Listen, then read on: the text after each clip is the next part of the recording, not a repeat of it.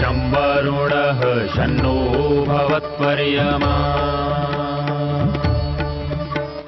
शन्न इन्द्रो बृहस्पतिः शन्नो विष्णुरुक्रमः ॐ शान्ति शान्ति शान्तिः।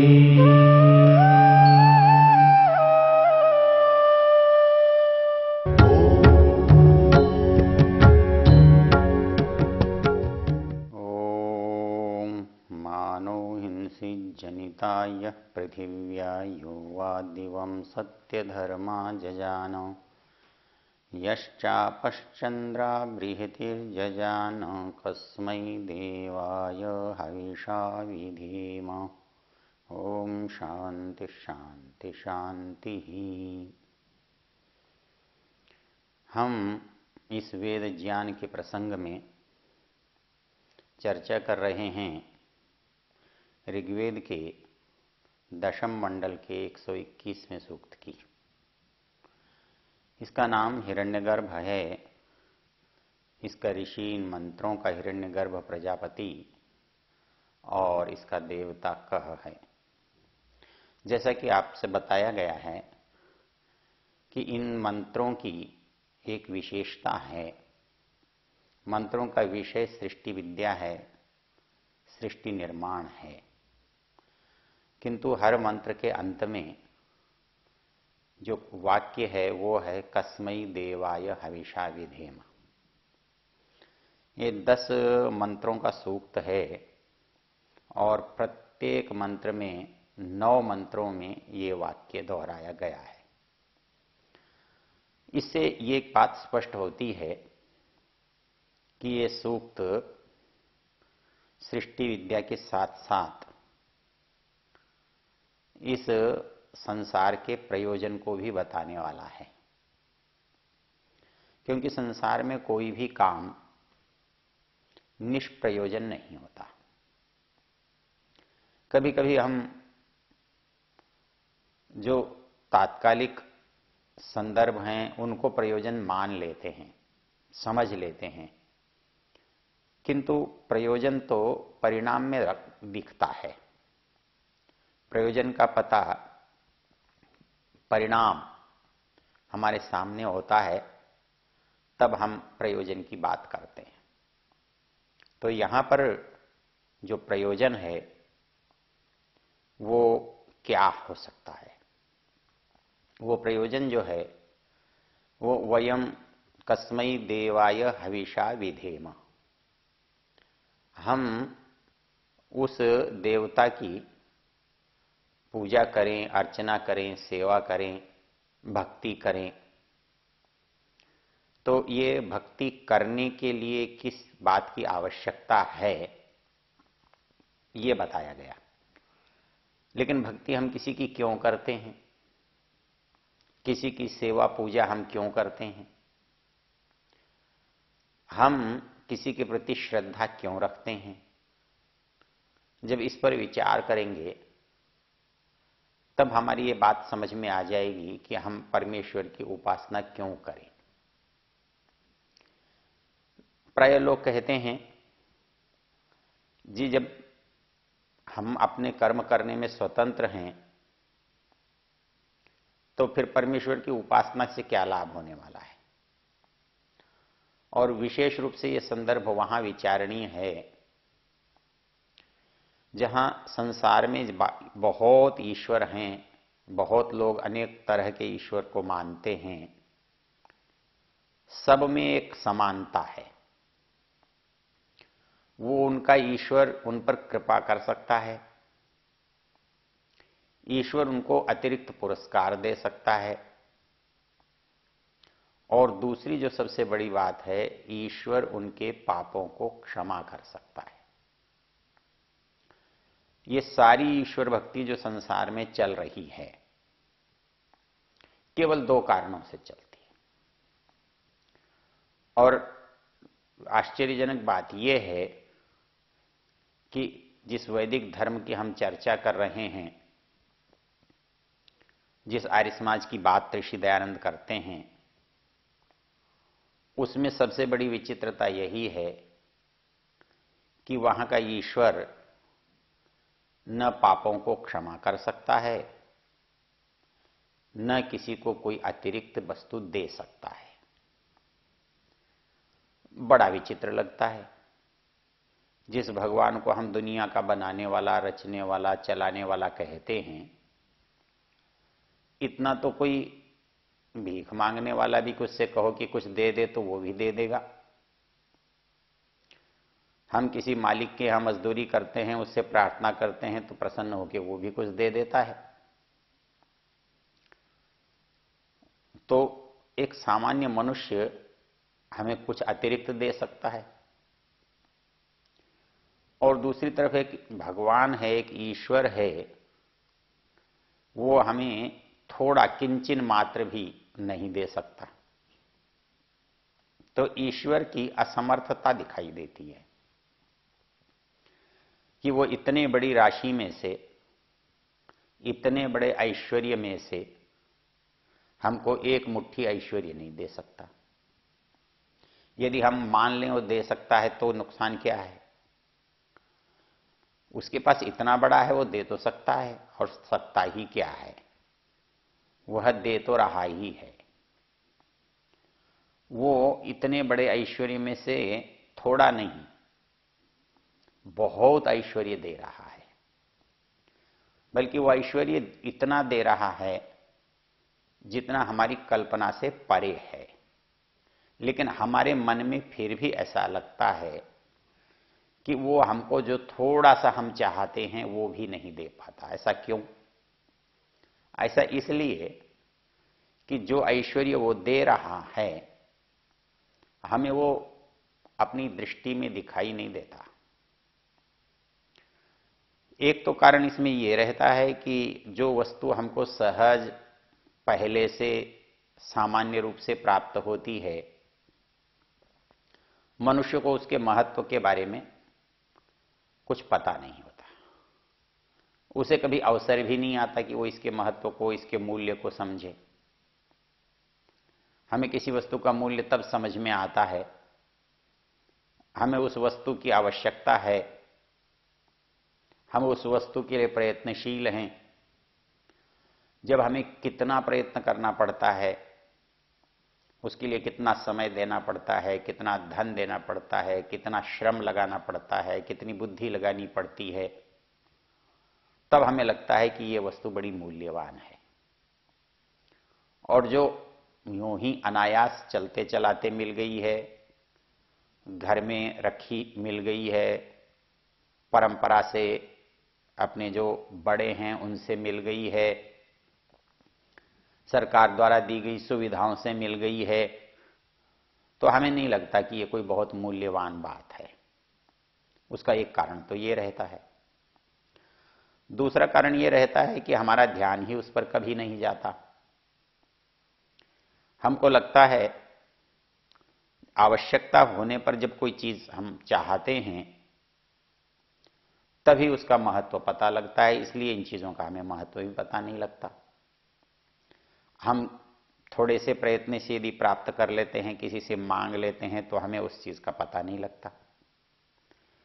तो संसार में परमेश्वर के द्वारा दिया जा रहा जो भी ऐश्वर्य है, साधन है, पहले तो उसका हमको पता नहीं चलता। पता चलता भी है तो सहज लगता है, सामान्य लगता है। तो हमको कब जिस वस्तु की आवश्यकता होती है और वो वस्तु हमको प्राप्त न हो, तब हमें लगता है कि ये प्राप्त होनी चाहिए, और ये वस्तु जिसके पास है वो हमें दे दे, मांगने पर दे दे, बिना मांग कर दे दे, प्रसन्न होकर दे दे। लेकिन ऐसा कहते हैं होता नहीं। इसलिए वैदिक ईश्वर में ये सामर्थ्य नहीं है कि वो किसी को अतिरिक्त दे दे। तो वैसे ही वो क्षमा कर भी नहीं कर सकता। जो कुछ हमने किया है वो यदि हमको उसका फल नहीं चाहिए, अच्छा नहीं लगता, हम उसका फल न लेना चाहें तो हमें वो उससे बचा नहीं सकता। तो न तो हमारे पापों को वो क्षमा कर सकता है, न हमें पुरस्कार दे सकता है। और दुनिया में 99% लोग परमेश्वर की उपासना केवल इसलिए करते हैं, पूजा भक्ति केवल इसलिए करते हैं कि उनके कुछ अपराध क्षमा हो जाएं, उनकी कुछ गलतियां हटा दी जाएं, उनके ऊपर कुछ दंड जो हैं उनसे मुक्ति दी जाए, और जो वो नहीं कर पाए हैं उसका फल उन्हें अनायास मिल जाए। हमें ये बात लगती तो अच्छी है कि कोई हमें दे दे, लेकिन ईश्वर नहीं दे सकता तो क्या उसका असामर्थ्य है इसलिए नहीं दे सकता? जब आप इस पर विचार करोगे तो आप एक माता पिता को सामने रखो और उसमें से एक बालक जब माता पिता को ये कहे कि देखो ये सारी संपत्ति मुझ अकेले को दे दो, वो दे तो सकते हैं लेकिन वो देते नहीं हैं, वो देना, ऐसा करना उचित नहीं समझते हैं। क्यों? क्योंकि उनके लिए, उनकी दृष्टि में उनकी सारी संतानें समान हैं, उनके लिए सब समान हैं, संतति हैं, पुत्र पुत्रियां हैं। वो अपने किसी भी पुत्र और पुत्री के साथ एक को अधिक देकर दूसरे को न देने का दोष नहीं करना चाहते। तो जब हम ये सोचते हैं कि परमेश्वर हमें दे दे, उसका क्या जाता है, तब हम ये भूल जाते हैं कि जितने मेरे जैसे मांगने वाले हैं या जो नहीं मांगने वाले भी हैं, वे परमेश्वर की संपत्ति के उतने ही अधिकारी हैं जितना मैं हूं। माता पिता अपनी सारी संपत्ति अपने संतानों में समान रूप से वितरण करना चाहते हैं, और वो जहां तक उनका प्रयत्न और बुद्धि होती है वो समान ही देते हैं, समान ही समझते हैं। जो जिनके पास कुछ अतिरिक्त मिलता है वो अपने पुरुषार्थ से, अपनी बुद्धि से कमाते हैं, कमा सकते हैं। कोई माता पिता की कोई संतान बड़े योग्य पदों पर जाता है, बड़ा व्यापार करता है, उद्योग लगाता है तो संपन्न भी हो जाता है, और उसी माता पिता की दूसरी संतान नहीं कुछ कर पाती है तो सामान्य से नीचे भी रह जाती है। तब पिता उनको ये नहीं कहता कि जिसके पास है उसमें से इसका भाग मानकर दे दिया जाए, इसका अधिकार समझकर दे दिया जाए। वो देता है, ये उसकी कृपा है, उसका बड़प्पन है, ये उसकी उदारता है। लेकिन पिता ऐसा करने के लिए न बाध्य करता है, न कोई वो देता है। तो जब एक सामान्य माता पिता दो ही तरह का व्यवहार करते हैं, जो उनके पास अपना है उसे वे सबको समान रूप से वितरित करते हैं, सबको समान रूप से देना चाहते हैं, वो सबको सुखी देखना चाहते हैं। किंतु दूसरी ओर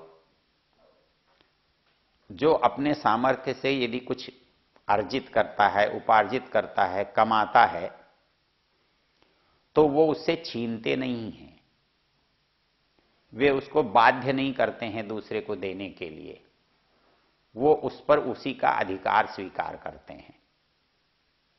तो जब एक सामान्य माता पिता इस धारणा को काम में लाता है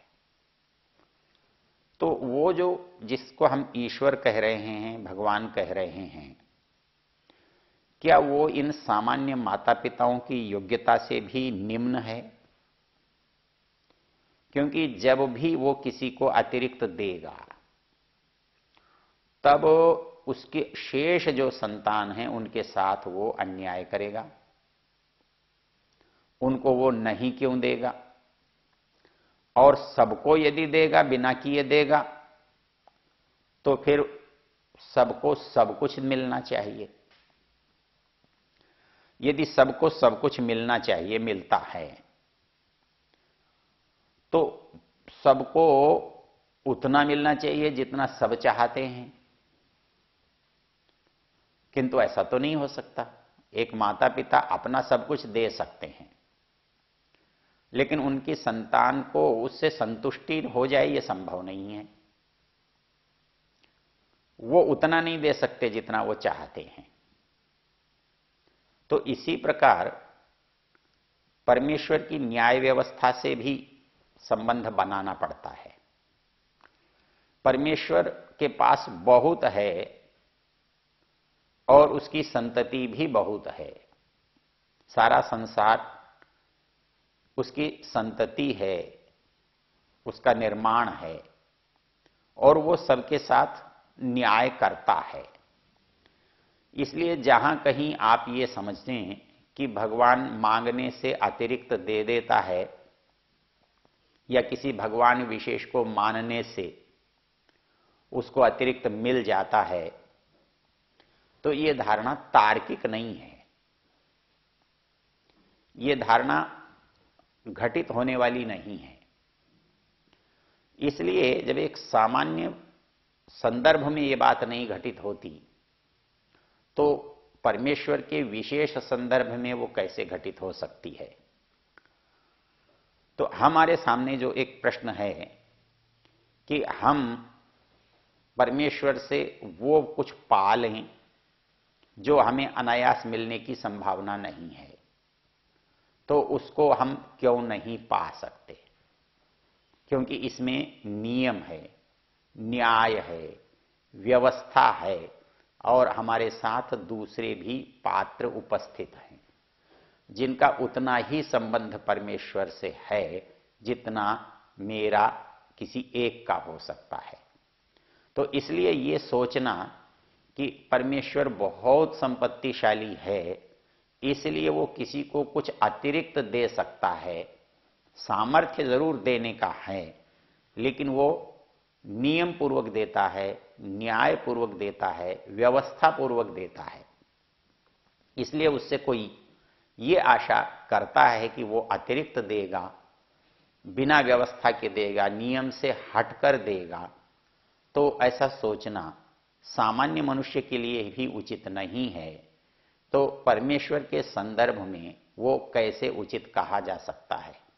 इसलिए जो ऐसी भक्ति है कि जिसमें अतिरिक्त की इच्छा की गई हो, अतिरिक्त की मांग की गई हो, वो भक्ति सफल नहीं हो सकती। क्योंकि भगवान बुद्धिमान है, भगवान ईमानदार है, भगवान सत्य है, तो वो अशुद्ध काम नहीं करेगा। ओम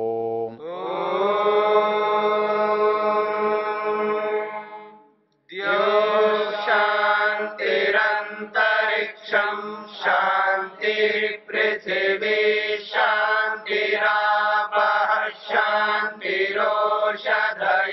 शांतिः वनस्पतयः शांतिर्विश्वे देवा शांतिर्ब्रह्म शांति सर्वं शांति शांतिरेव शांति क्षमा शांतिरेधि